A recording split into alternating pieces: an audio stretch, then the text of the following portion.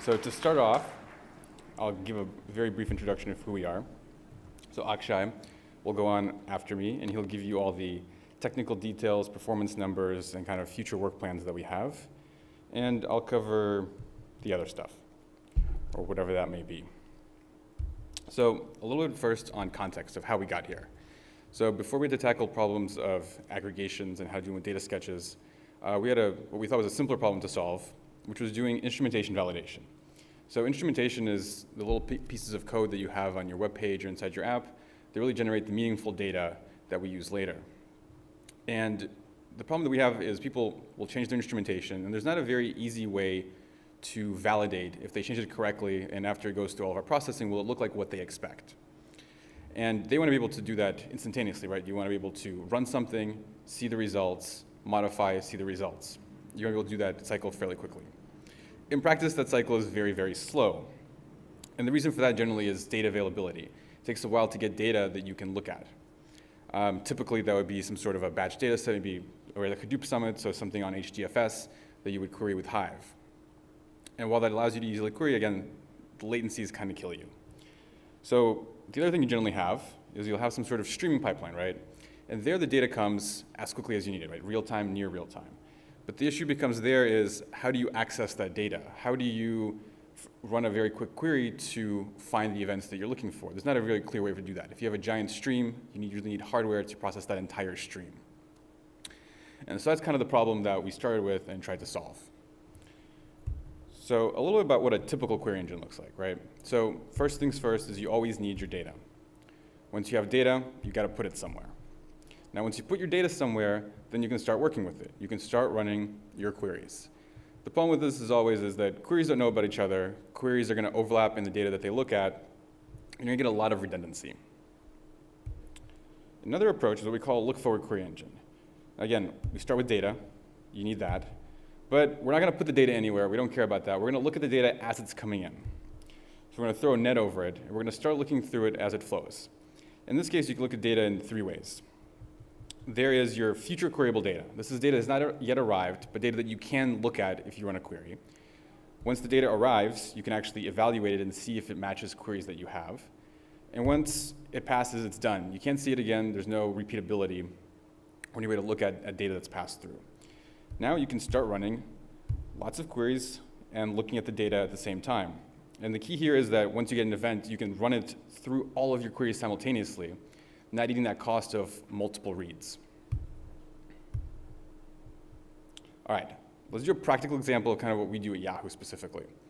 So in Yahoo, tech stack-wise, we put our data into Kafka in our streaming engines. So once your data is in Kafka, you can start looking at it and processing it for streaming engines. So that might be running a Storm job, or 2 or 3, or a Spark job, although not maybe as frequently. So let's say we have these 4 queries. They all have to be reading the data. So in this system, let's say we have 2 million events coming in per second. So to be able to read the data, let's say we can do 1,000 events per second per core. That comes out to 2,000 cores for each query, right? If you have a 48-core box, that could be 50 bare metal machines. And each query has to do this job, right? If you're for each topology or Spark job. So we're talking about maybe 8,000 cores just to do 4 queries. Another approach, kind of is the direction we went with, which is we still have Kafka. But now what we've done is we've put a layer on top of a Storm topology, or Spark. And this abstraction layer allows us to do one read and execute multiple queries at once. So now we have what we call Bullet running. And now you submit multiple queries into the system, and they execute simultaneously, and they share that cost of reading the data. So now there's a fixed cost of, say, 2,000 cores to be able to read the data, and each query we can look at as being kind of negligible in cost. All right, so Bullet. So what does it do? So it retrieves data after submission. That's the big difference, right? We're not waiting for data to be persisted and then queried. We look at the data as it's coming through the system, look forward. That means we also have no persistence layer. So we save a lot of cost on not having to store the data anywhere. That makes the system very lightweight, fast, and scalable. To interface with it, we provide a nice UI. Well, I think it's nice.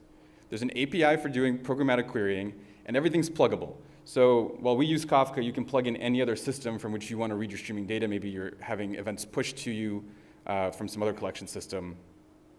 And you can also plug in your underlying processor. For us, we use Storm and Spark. Those are the two that are supported internally. All right, so to emphasize what it's for, single stream, multiple consumers, ad hoc interactive usage, or doing programmatic short-lived queries. For us, that for like instrumentation validation happens to be a lot of functional tests that may be running every time you do a release to make sure that your data looks good. What it's not for, no repeatable queries. Once the data is gone, it's gone, so you can't rerun your query. You can rerun the same query against future data, but obviously the results will be different every time you run your query. No joins currently, although we're going to be exploring that. And it's not meant for ETL. This is not going to replace your typical heavy lifting Storm topology that's going to do a lot of complicated transformations or complicated Spark jobs. All right, let's do a quick demo so you can see how you would use the system for that validation use case that I discussed. All right, so this is Bullet. I have a set of pre-built queries that we'll go through during this presentation. I'm going to start with just what we call my events. So what this does is it has some pre-populated information here. One is the B cookie. So this is a unique identifier that we have for your browser. This is typically what people will use to find their data. So they will go and something to like a website, and they will generate events and it will return only data that matches this identifier. In addition, they will then project fields that they're looking to validate are the ones that they're interested in. In this case, what I'm trying to do here is to prove to you that this is actually me doing these queries. So I've projected some demographic information, which will hopefully help you identify this as me. Age, gender, let's take my word for it, ISP, which I'll explain later, and then the site. And we'll run this for 60 seconds. All right, we have the running query. Now, I said this is going to be really fast, but as you've noticed, there's no data coming through. And again, there's no data coming through because I have not generated any data in the browser, right? I have not gone to one of our sites. But if I go to something like yahoo.com, you'll right away see data is being generated. And let's say we search for DataWorks. You'll see that we have same event, now it says DataWorks. I'll just follow this path. DataWorks Summit, DataWorks Summit San Jose. And every time I press something, it goes through our entire processing pipeline. All the events are collected from various serving calls into one single processing colo. The data is then processed by us, with a lot of ETL to do things like these geo lookups. And then it's loaded into Bullet, and then I'm executing these queries. So to prove to you this is me, I am 35. I am male. The ISP, why I wanted to project was because I am on Yahoo's VPN, the ISP is always listed as Yahoo Inc. The sites I visited, you can see front page, that's what we call yahoo.com. And then obviously search, where I was doing search. And then you can see all the search terms that I typed in are available at the same time. DataWorks, DataWorks Summit, DataWorks San Jose. So hopefully you believe me now. All right.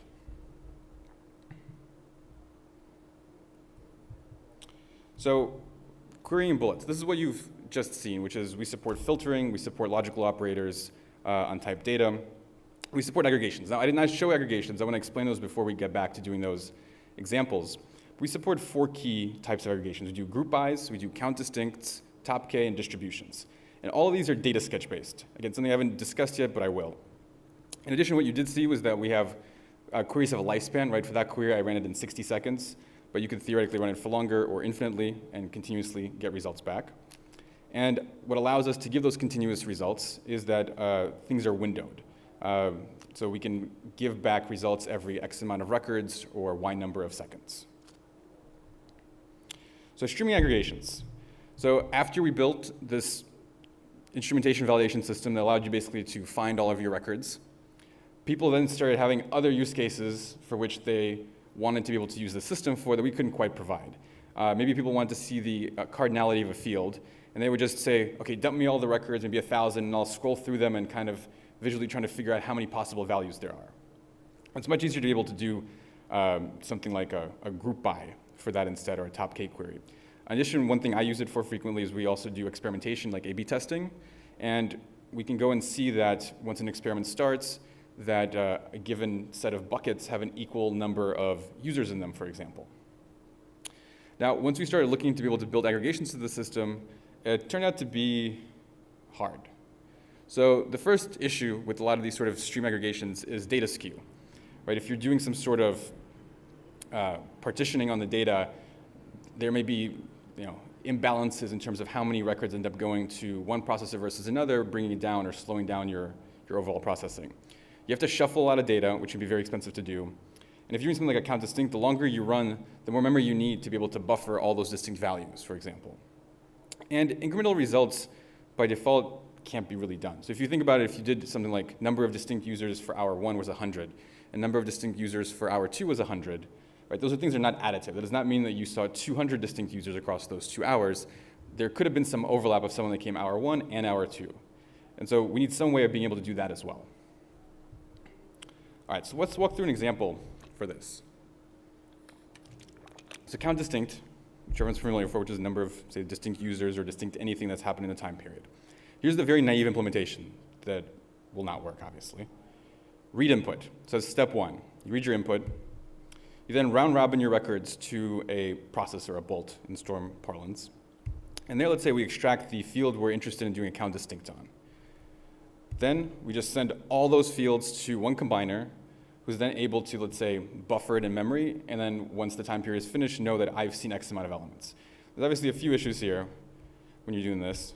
The big one is you're going to overwhelm that single combiner, right? Either with the volume of data being sent to it, or the number of, say, distinct values that it has to buffer in memory, right? The longer you run, the more potential values. If you don't know the cardinality of your fields, you may not know how much memory you need to size to be able to execute this. So a smarter approach, a typical approach of what you might see in like a map-reduce system, would be you read the input, you round robin, you extract the field, but now what you do is you hash partition, right? So you make sure that a set of distinct values goes to only one bolt, and each bolt processes a set of distinct values. And so this spreads out the problem across multiple bolts for you. Then they each do a count distinct. And once they're each done doing a count distinct, they will then send that count to a single bolt, the final combiner, which will then just add those things up. That works to some degree. But again, as we discussed earlier, data skew. You're going to be vulnerable to that when you're doing this sort of hash partitioning. I mean, maybe values are all equally distributed, but likely there's going to be maybe one IP address or one something that generates a lot more data than the other, sends a lot more data to one of these bolts, causing it to be overwhelmed. Now the sketches approach. Now I know I haven't really discussed what sketches are, but this will give you an example and I'll be able to go over some of the characteristics that allow this approach to work. So again, reading input, round robining. But now what we're going to do here is not just extract a field, but we're going to build a sketch. And this sketch basically allows us to do the count distinct operation in that bolt. And so each one of these bolts is doing that count distinct operation. And then once it's finished, each one of these bolts will send that sketch to the combiner, which will then merge the sketches. So this looks exactly like the naive approach we discussed, except for it has none of those downsides. Because sketches have a fixed memory footprint. So when you build a sketch, you can say, I only want to store X amount of elements in it, which will limit the maximum amount of memory that they can use. So you can predictably know that each one of these bolts is not going to use more than X amount of memory. And when I send all of those sketches to a single combiner, I know that the maximum amount of memory that that single combiner will need is just multiplication of how many of those bolts we had initially times the size of the sketch, which tends to be much, much smaller. And at least it's predictable, so you can size things correctly in advance. So everyone's now happy. All right, so a little bit more about DataSketches. So they're a class of stochastic streaming algorithms. So some of the positive characteristics they have is that they provide approximate results after a point, but are 100% accurate up to your initial sizing. So if your size is, say, 16,000, they're accurate if you have 16,000 or below elements. If you have more than 16,000 elements, they then start doing an estimate. But the great thing about that is, based on the size, you know what the error bounds is on your sketch. So the smaller sketch you have, the less accurate they can be. The larger it is, the more accurate they are. And the larger the size also then dictates the memory that they take up. And the last important thing is that they're mergeable, which allows us to do parallel processing and then combine them back together as if we had just done a single threaded process. So a little bit more about specifically how they apply to streams. So again, the accurate tip point is the key thing, right? If you know how long your queries are going to be or the volume of data, you can size them up front to make sure that they're 100% accurate, for example. They have that fixed memory ceiling, so you can know in advance how expensive your queries are going to be. And allowing that non-additive operations to become additive is a key part. So for example, that problem about windows, where you had 100 and 100, you can now combine sketches across those two time windows, and they will give you the accurate answer. All right, so the 4 sketches that we use are called theta sketches, which allow us to do count distincts, tuple sketches, which are used for group bys, quantile sketches for distributions, and frequent items or heavy hitters for doing a top K. All right, now that hopefully you have a vague understanding of sketches, or maybe you did before as well, we'll get into the second part of aggregations, which is windowing. So windowing is basically a way of breaking up an endless stream of data into something a little bit more digestible. And there's generally two ways of doing that. One is time-based, say every 5 seconds give me something, or 3 seconds, or record-based, maybe every 10 records or every 1 record continuously give me back results. And this is needed for doing those sort of incremental results and be able to see data as it's coming through. So for us, a window is generally that unit of incrementation that we use in the system. So there's lots of windows, and I feel like there's like windows constantly being invented. But the two types of windows that I'll focus on here that we use heavily is tumbling windows. So tumbling windows are contiguous, non-overlapping windows at regular intervals. Again, you can think of that as every 10 seconds give me something, or after every 3 records, send me those 3 records. Another type of window is a sliding window. So this you can think of as like a tail dash F on a file, right? You're going to be getting like the latest 10 constantly, and you're just rolling that through. You get a new record, you move that window over and just show the latest 10 or 5 or whatever that number may be. All right, so why windowing?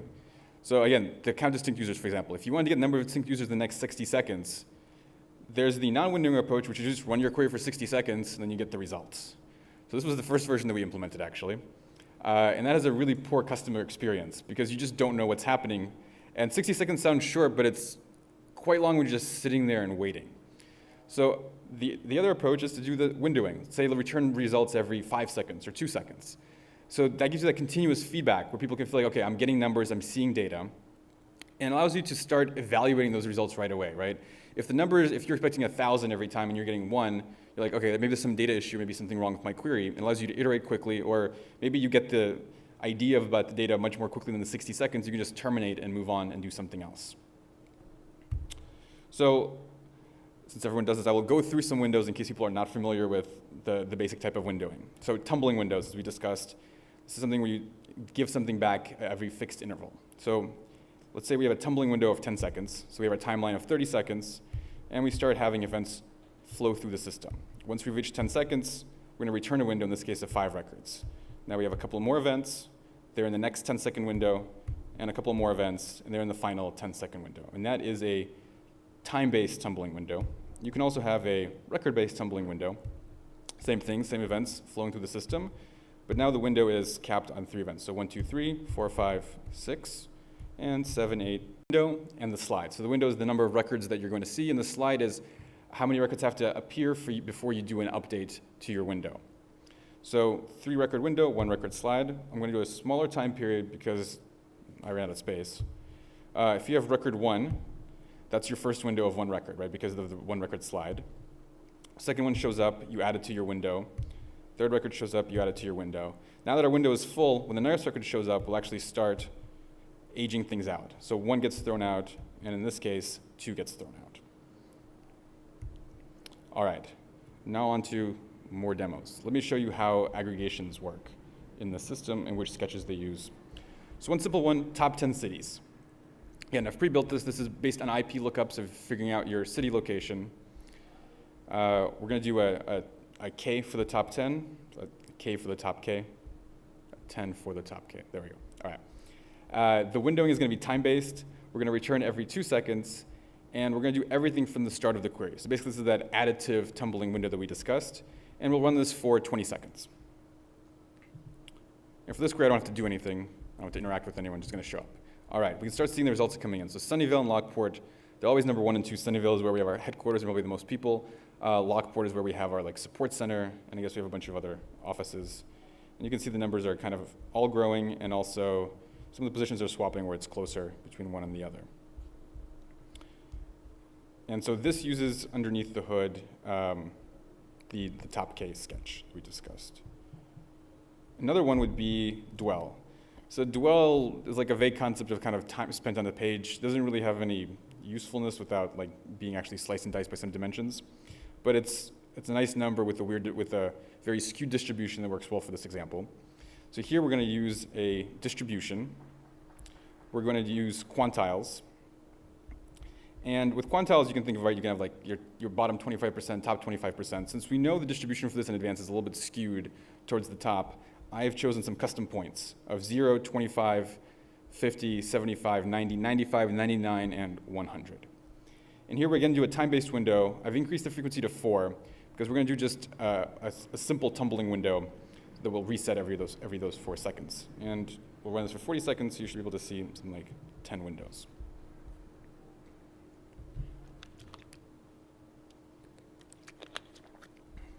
And here we can start seeing the distributions. And this is actually much easier to ingest if we're looking at a graph. And here you can see the very large skew that happens at the high end. And so every time that the color changes, that's when the graph gets reloaded, when a new window is added. And one aspect that I haven't brought up is the data set here is user engagement data, again, something we've done instrumentation validation on, but it's only internal IP data. This is basically data that's either generated internally by people working at the company or a sort of test backend data that's being generated for validation. All right.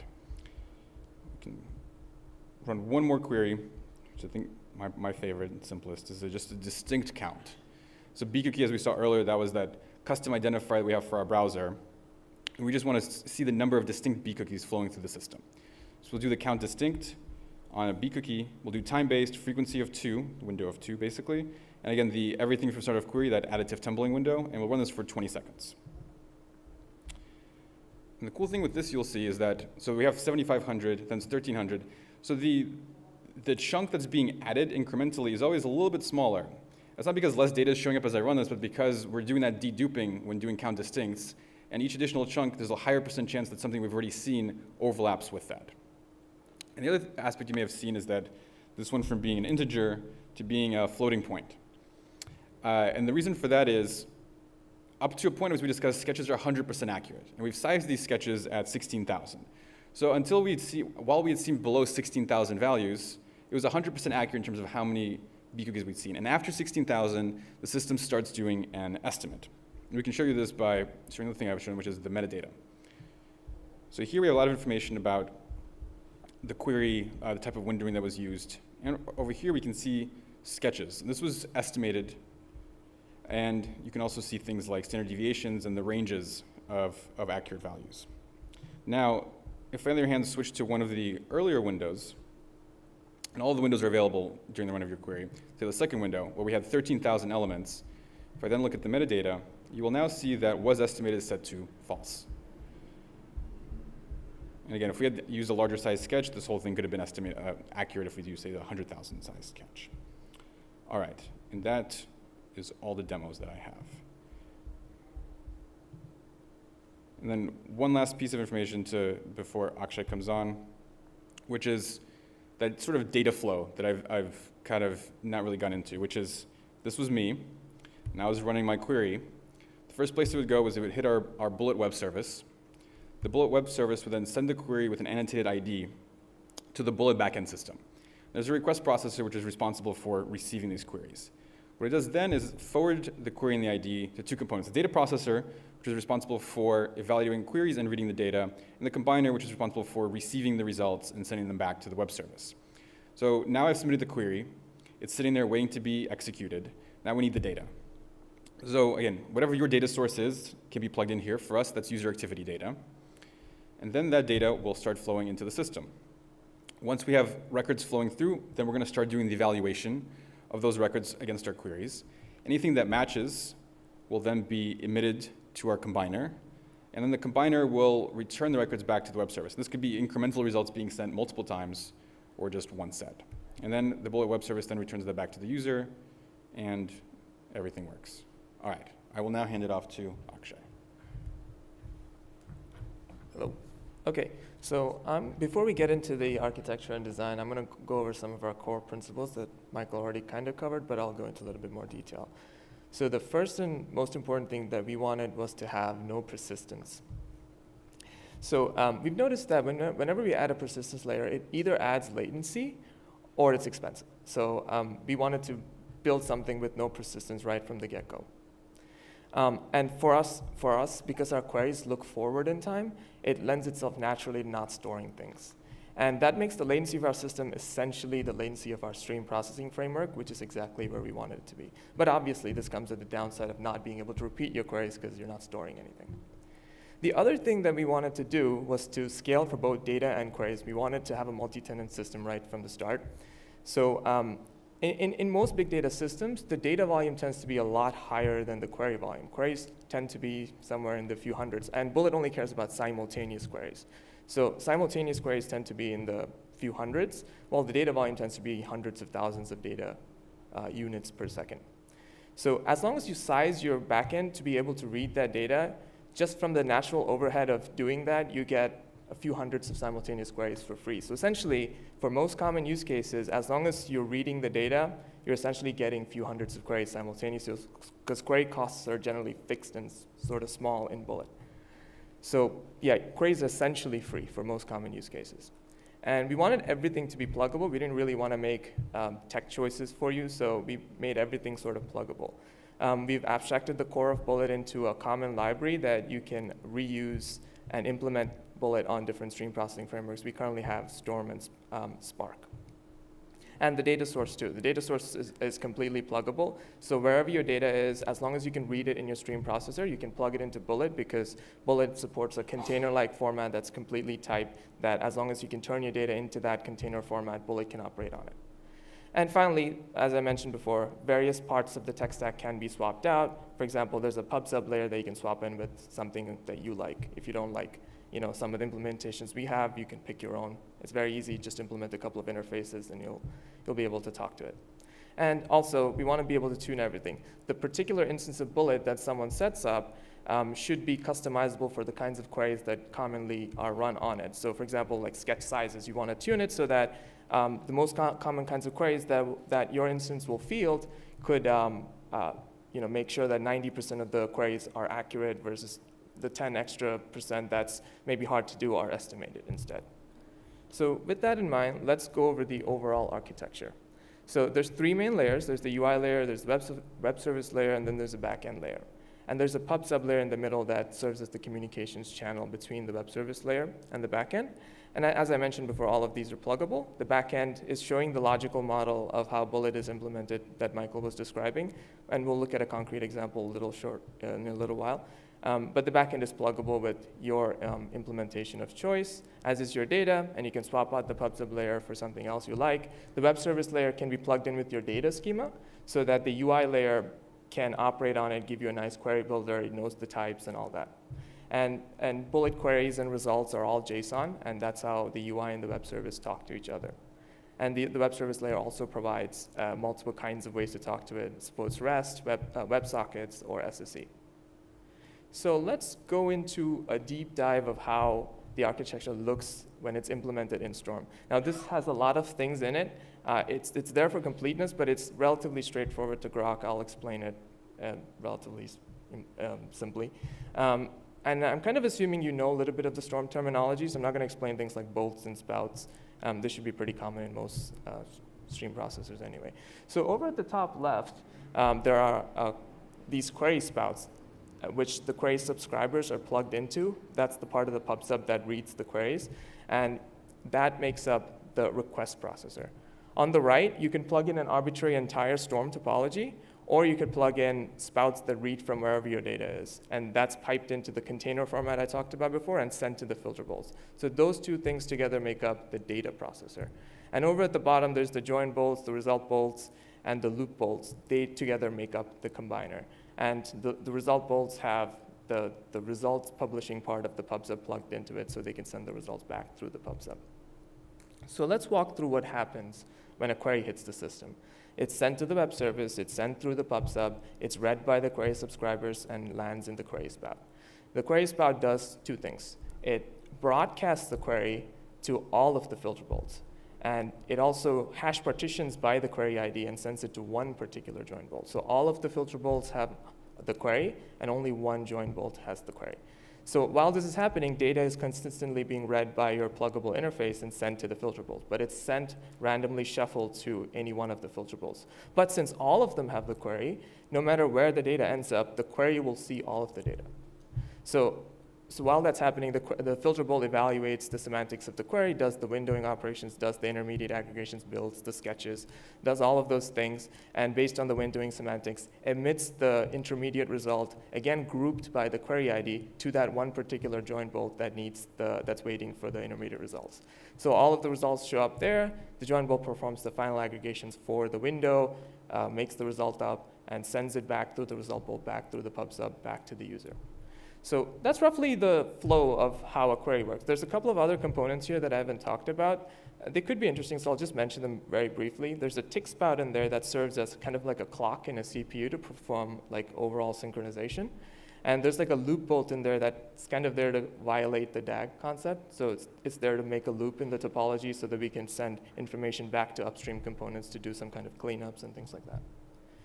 Okay, so this is the implementation in Spark. I'm not going to go through it because it's pretty much exactly the same as Strom, and that's the point. So as long as we have abstracted these core concepts into a library, we can implement Bullet very easily on other stream processes as well. And yeah, so I'm not going to go through it, so let's just go ahead. So let's talk about performance real quick. Now, this is how we scale for data, and the y-axis is representing the amount of CPU needed to run Bullet. The actual numbers there don't matter because this is for our data. Our data happens to be roughly 5 to 10 kilobytes compressed per data record, and it has roughly 100 fields in it, and most of the fields are located inside maps or lists. So we do a little bit of ETL before we feed the data into Bullet, and that's included in the CPU cost. So that's why I mean the numbers there don't actually matter. What is relevant, though, is that as we vary the data from 300 megabytes per second or 70,000 records per second all the way to 4 gigs per second or 1 million records per second, the performance and amount of CPUs we needed grew linearly. That's the point. I just wanted to show that Bullet is linearly scaling for data. And same is the case for queries. Oh, I didn't mention this. So when we were doing this, we actually fixed the amount of queries. So we wanted to field about 400 simultaneous queries with the latency for each one exceeding no more than 200 milliseconds. So that was like our benchmark for success as we scale for data. So we fixed the queries here. So here, we fix the data, and we vary the queries, and we want to see if the performance is still what we want. So the primary component that scales for queries is, and the most expensive component, I would say, would be the filterables. So we vary the filterables, we fix the data, and we see how much queries we can support, and that too is linear. And we don't really need more than 600-something simultaneous queries, so we kind of stop there. Okay, so let's talk a little bit about what's coming up. So we've implemented Bullet on Storm and Spark, but we're obviously considering implementing it in other stream processing frameworks so people can easily use their tech stack of choice. Flink is the obvious next one. We're considering other ones as well. We want to support more of the windows. Michael talked about a few of the windows. We didn't really even talk about the other kinds of windows, but they're all doable in Bullet, so we're going to try and implement them. And as with any query system that supports JSON-based queries, nobody wants to write JSON, so we're going to support a SQL interface so people can easily query it. And more aggregations. We're going to round out the kinds of aggregations we support. So the obvious one that people seem to want most is group by count distinct. So we want to do that. Security. So we want user group and user-based authentication and authorization so people look at the data, have access to do so. And joins. So Bullet, you can always do joins before you feed the data into Bullet, so you can do the join yourself, but naturally we would like it to have join support in the query itself so we can do the join on the fly so we're not needlessly joining data. And in terms of operability, we want to be able to support containers so you can easily bring up and down various components of Bullet and manage and orchestrate it properly. So to kind of summarize, Bullet is kind of like the takeaway things if you want to pay attention to just this. This is probably the most important one. So Bullet is sort of a lightweight, cheap query engine. It has no persistence, but it lets you query raw data and do aggregate data like OLAP style kind of queries. And for those hard aggregations, we use DataSketches. Lets you do like intractable streaming computations on the fly, particularly because we have no persistence. If you had persistence, some of these things could be easier, but particularly because we have no persistence, we need these kinds of estimate algorithms to do things like hard aggregations. And the other important thing is that as long as you size your data processing capabilities in your stream processor, you essentially get queries for free. So as long as you're reading the data, you're essentially getting querying for free. And for most people, that's as long as you can support a few hundred queries simultaneously, that's enough for most use cases. And it's completely abstractable, pluggable, so you can plug in your stream framework of choice, plug in data wherever it is, and it's also fully open source. So this is the links to our documentation and to where our code is located. Feel free to check out the documentation. There's quick starts in there for you to quickly try out an instance of Bullet running locally, so you can play with some synthetic data and see if that makes sense for your use cases. And yeah, feel free to contact us, and all contributions are welcome. Yeah, so that's all I have. Thank you.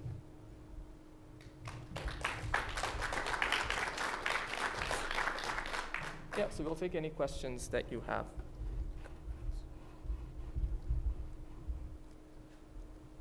Thanks for a great demo. Just a question. Was there any specific system actually inspired you to create this architecture of rewriting the topologies being submitted to? Or So we've been trying to solve that instrumentation validation use case. Kind of motivated us to build this for a very long time, and we've had other systems internally that tried to do that. Some of it is based on Spark streaming and things like that. It didn't really scale, so that's really our motivations. We didn't really look outward for other things because nothing really existed that at that time anyway. I guess maybe I misconstructed the question. Like the idea of actually rewriting queries and running them on the same stream, was it inspired by some other system? That idea itself, not necessarily what the use case was, but the way you guys solved it, was it just you guys just one day? I think so. Well, because we wanted a multi-tenant system because we had multiple people who wanted to solve that problem of querying data. So we naturally wanted a multi-tenant system, but then we just kept adding things to it. I don't think we really had an external. So there was one kind of, I don't know, to give something credit to that. I mean, that we knew someone who was on the streaming system. They tried doing this, but they basically kept it as, instead of being distributed, it was maybe like there would be individual processors, and each one would execute the queries. So it wasn't like one query executed across a bunch of processors, but instead you would round robin the query to a given processor, and they would then be able to do execute it. And obviously it doesn't scale very well. But that sort of idea of being able to execute individual queries in a streaming system in that way seemed interesting. But yeah, not really, I guess. Okay. Yeah. Thanks. Great work, guys. Yeah, thank you. Yeah, you can always come and talk to us after if you want. So. All right. Cool. All right. Thank you.